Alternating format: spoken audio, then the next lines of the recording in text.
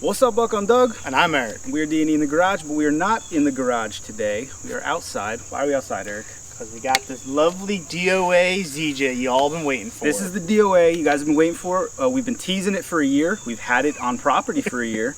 We just haven't had the motivation or the time or the space. But today, tell them about it, Eric. So what we got here is a 1994 Jeep Grand Cherokee V8, baby. We got the 5.2 liter. That's the good news. What's the bad news? It doesn't run. And it doesn't run because of wiring gremlins. Electrical issues, my favorite. Yeah. No lights come on. We can't get power to anything. We have crawled around it a little bit to see if it was some simple fix. Blown fuse, battery. Unfortunately, we're not going to get lucky like we did with the Ford. So what we're going to do today, since we clearly have to dig deeply into it, and I'll show you more in a minute, we got to pull it from this spot where it's been for a year, get it into the garage. To do that, we're going to utilize a couple of Jeeps and some tow straps. Alright friends, excuse the plane noise. The CIA is doing loop arounds to make sure we don't have more than our allotted amount of Jeeps on the property. I can't get this hitch to go in. I think the hitch has swolled a bit, though it doesn't look all that bad. Give me this back. Plenty of orange Loctite. Yeah, I'm not really sure what the scenario is there. And I don't really feel like losing my... Yeah, that's not happening. I'll take your hitch. Yeah, Eric will take my hitch. So here's the plan. This is a little trick I learned when we used to go tow skiing. We'd put the tow strap in there, and put this thing through the tow strap, and then you have your buddy hold on to this, and you find a dirt road that's not been plowed with a foot of snow, and you get it. So this on here, oh, good deal. Let's go find Barney and get this bad boy tugged in the garage. Keep her coming, Buck. You're good. Move her around. Double back.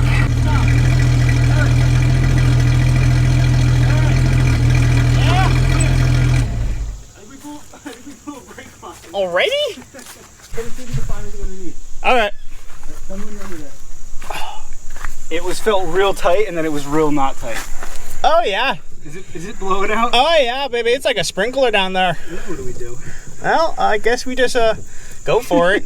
We're gonna send it. I mean, we conceivably have front brakes, right? Kinda, as long as they have fluid. Isn't the one going across the diff there? It looks like one going across diff or right at the frame rail. Sweet. Yeah, fun. It's a little rust prevention, that's all that is. We'll spray some all over there. Yeah, at least we know the second project. Yeah. Yeah. Step 1, electronic. Step 2, brake line.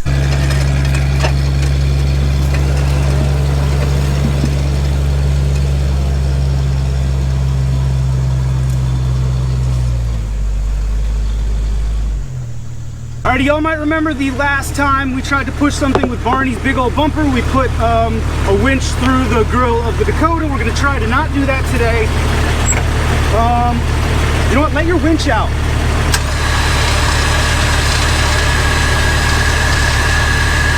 That's good. I lied. That's good. Bring her in. Good. Alright, so tire is securely secured, and they're, I don't know, just amateur hour. Give it a shot, bring her in.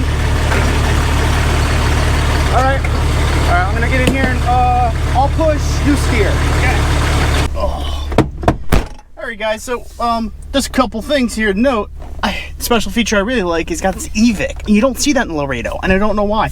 And also the Infinity Gold system. That's why this thing has to be a custom ordered. Now here's the fun part, is you have no battery, can't open the windows, so just kind of winging a prayer right now. Alright, Douglas.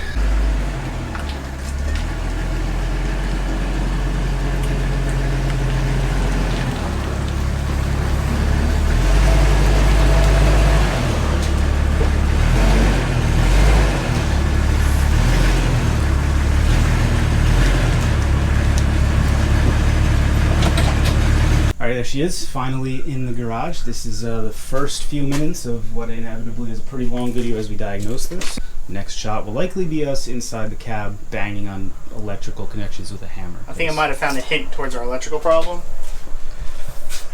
Beauty worthy oh man. Stop putting aftermarket crap in your vehicles. That electrical stuff. It's always either a remote starter or a head, whatever. Let's get in there. Alrighty folks, you can see I have the hood popped on the new DOA Grand Cherokee. And we're here in the start of troubleshooting electrical. The first thing, if you can notice from here, is that someone did something no-no in my book. They put a side terminal battery to a Chevy in here. What were they thinking? Amateur hour. But nonetheless, I don't think this is the true problem of what's going on, because the positive terminals look good. But I'm going to swap that to normal top side and get myself a nice big new battery for here, just because I like top side terminal batteries. They never work well in my opinion. Otherwise, our V8 looks gorgeous and beautiful. I love a 5.2 liter. She pretty. Doesn't look too bad down in here. I mean, some of it's been from sitting, from me putting it here. But I think most of it should spin and be freely. The guy was starting it until it stopped starting, so that's always fun. So let me get swapping the terminals out, getting Barney's battery in here, and just see what's going on. Alright, we have power! She's alive! Well, for electrical standpoints. New battery, new terminals, and we have all lights. I don't have that working on Barney. Never could get it working, so that's nice to have. And you hear the audible clicking. Well, that means it's an alarm system, and I don't have a key fob, so I think we can start to guess what the problem might be here. Okay guys, we're going to skip ahead a little bit here, and well, there's an aftermarket alarm system in here that I cannot disable. As you can tell, keeps blinking security light on me. So, there's our problem. It's a whole complex security system. Ugh. If you can see here, this actually takes some sort of computer chip, and I don't have the key to it, and I think this is actually a ignition relay disabler, basically cuts the positive negative connections. So when you do the key, where's my keys now? I just had them. Oh, amateur hour, where did they go? Like I need to lose this right now. Oh, well, no, the interior is just so clean in this thing. Like, no one ever sat in it. I found him. Put him on the dash. So, nothing happens. On a positive note, if you look down there, it has no gas, which makes me pretty darn happy. Meaning there's probably no bad gas in here. So it does the gauge sweep. It got a little voltage and no gasolino. Woohoo! Oh my gosh, the clicking's really annoying. Now, there is a disabler, I thought, down here. Like a little, let's see if we can bring it down there. Oh, you kind of see here. Little switch. But it does nothing. I've clicked it every which way. So, yeah, there's a little fast forward. I tore all the underdash apart and just kind of started going at it because, well, the security won't go off, and that's really annoying. So before I kill the new battery, I'm going to disconnect that and start looking at the spaghetti. Oh buddy, buck you, I got some good news for you folks.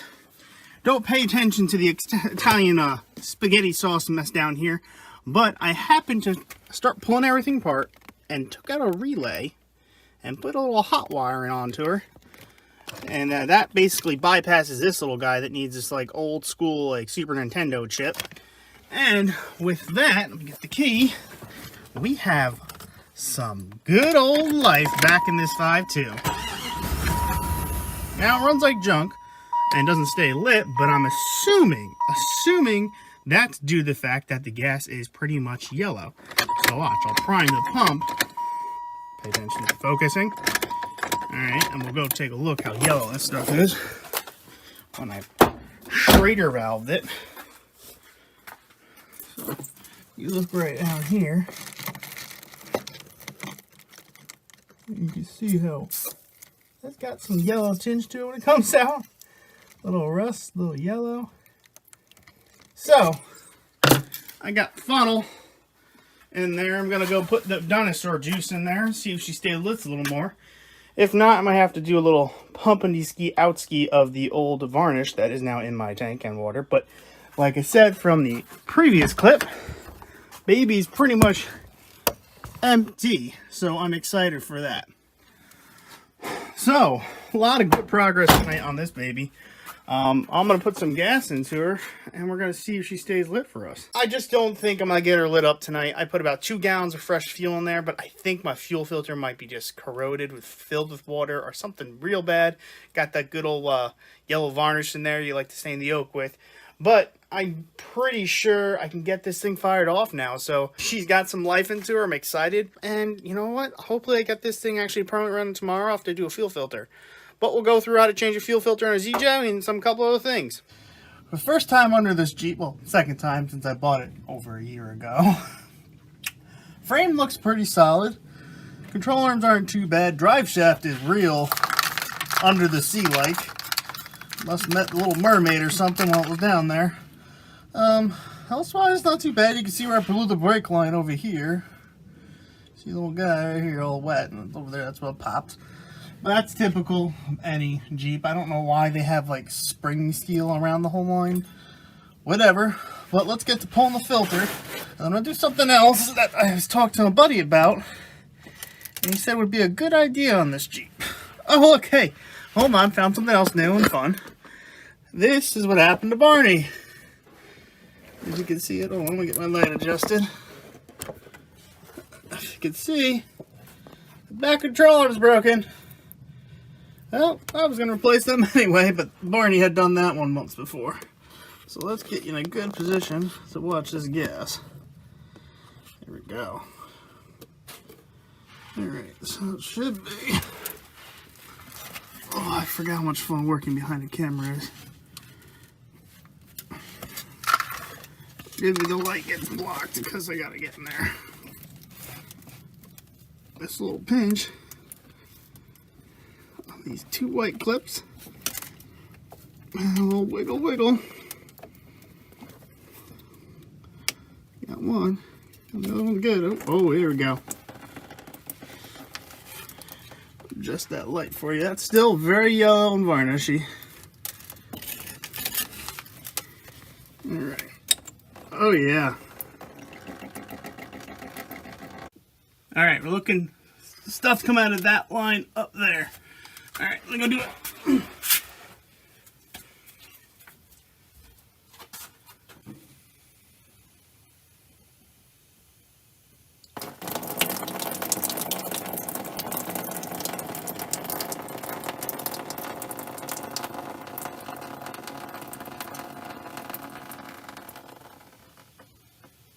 So you just saw the fuel backfeed out of the line. What I ended up doing was opening up the bleeder with my little tool here, which is like a tire puncher thing. I just hit the Schrader valve on the fuel rail just to let it backfeed out. Now what I'm going to do is just hit the fuel pump a couple times and get some more of the old fuel out. Then put the new fuel filter in. And hopefully this baby fires. I'm starting to smell like gasoline, so I have hope. Okay, so we're just going to try to get some fuel out of that bottom of the fuel tank. All the bad fuel won't fire, so you'll see me pump it through real quick.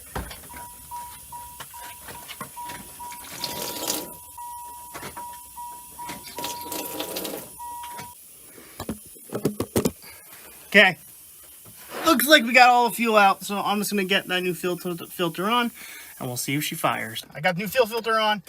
Got it probably half gallon out of the fuel line, out of the tank. Started getting pretty clean for me. So, we're going to try it out. There was a lot of water in that fuel filter, but we're going to prime the pump.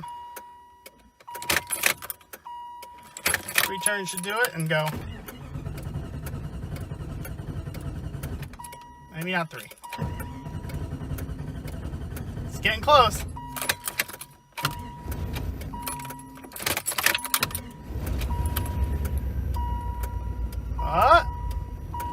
Still doing the same thing.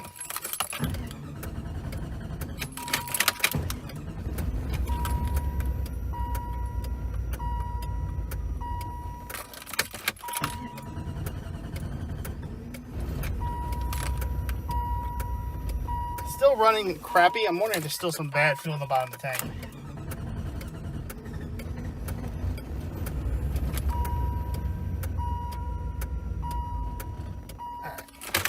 Just seems so bizarre.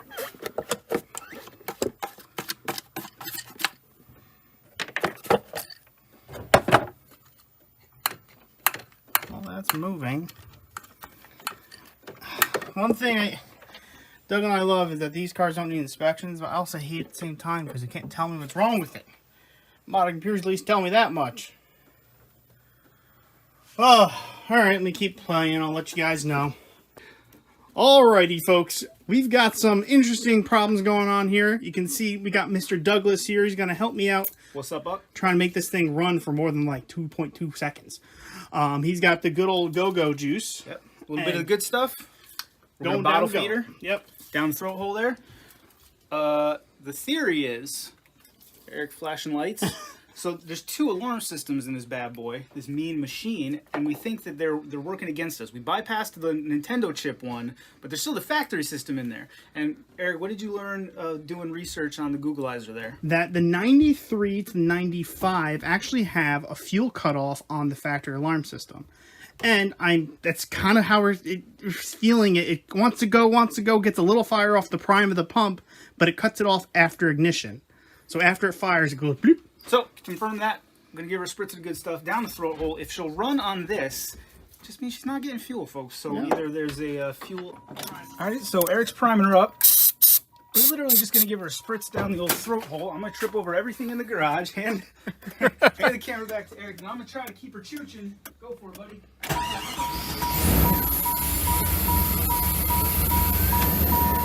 Hey, there we go! So there it is, man. Fuel delivery issue. Ain't got no gas in her. Nope. So what do you got to do now, Eric? I'm going to have to go down here to the kicker panel, stupid chime, and find me a good old purple and tan snake wire and ground that to the good old unibodies and see if she disarms the system for me. That'll be the next shot. You people will see. We have to go inside to eat family dinner, but it'll be seamless for you. I did some pre-editing on this, me and Eric did, and half the video is just that door chime. Yes, quite literally. Alrighty, folk. Well, I'm on my lunch break today, and this thing's been sitting for a couple weeks. I haven't had time to really go touch it, go play with that permanently disarm wire. But I found a hack or a YouTube video how to just disarm it in a hot second.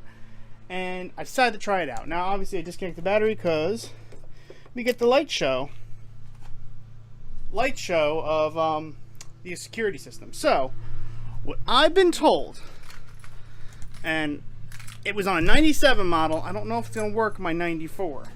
Take the key. You put it in here. That's Barney's key. It's better to have the right key. Take the key. You put it in here. You turn it that way, which is towards the front of the car, and lo and behold, the security system shut off. Alright, I'm super excited right now. Let's go see if it starts. Alright, keys in ignition. Oh, it's staying lit! It's holding idle. I'm gonna get my freaking foot around this spaghetti mess. Oh man. Pardon all the crazy camera angles. I'm gonna give it a little time to get some oil in the pistons. Let's just go take a walk around because we brought the DOA Jeep back to life, folks. Alrighty, bud. You checked the oil? Yep. How's the trans fluid? There. What about that brake line that blew? Cinched.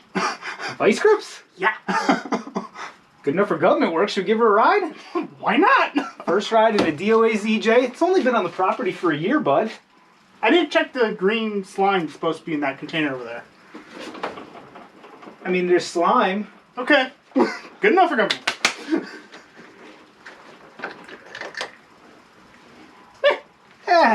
It's like 35 degrees tonight. You're not going to overheat. All right, so Eric has done it. He's got this Jeep running. It's not necessarily pretty yet, but we're getting there. She had her started a couple times, right? Yeah. Hasn't been around the block yet. No, I have not moved this thing except for you and me pushing it. There's a vice grip on the brake line. Yes, there is. We don't really have any coolant, but there's some oil. The vice, it's sealed. That instills confidence. Hit it! Okay. I knocked my wire out. Womp womp. Oh, that's what happens when you have 4 or 5 different live wires to get her started. We just spin her. Ow, that's really sharp now. Jumper engaged. Quiet you. I hate that beeping noise. Yeah, Pull this out. Okay, hold on. I want to apologize right now. We did some pre-editing on the footage and we realized half this video is just door chime and alarms yelling at us. Leatherman? And it's pretty rough in the footy. I apologize. I should have pulled the chime. Thank you. I just need, it's like too spiny. These are so bad. Pocket multi-tool to the win. Shush. Eric starts his car. Hot wire in a Jeep. We're gonna have to do something slightly more permanent. Let it prime for a second. Yeah, we'll let her prime. Still on E and gas. Okay. She rumbles to life. I haven't heard it from behind yet. Hold on. Oh, it's a little smoky in here. Oh, she's quiet. She purrs like a Mercury outboard. Leaving the garage for the first time in like, what, 3 months?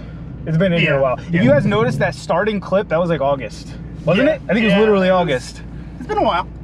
It's nice when you go turn the lights on. I want to see all the shiny boys. Yeah. It's cool having Infinity Gold. First time in the ZJ with Infinity Gold. You guys can barely see that. These seats, I've said it once, I'll say it again. That's tough. It's real tough. Hold on. Oh, my window mirror not. Oh, there we go. Remember, things haven't moved in like 2 years. I know. Is it that? Oh, these are the flip back ones. I think you just got to send it. Cut the wheel and then send it. I don't know what's in front of me or what's on the ground. Yep. What was I saying? Oh, ZJ seats, man. The best, most comfortable seats around. If you can find a way to bolt ZJ seats into everything you own, your lumbar will thank you. You probably can't see this at all because it's a GoPro. I'm gonna put one of, well, I'm gonna put both of these on. I also have these too.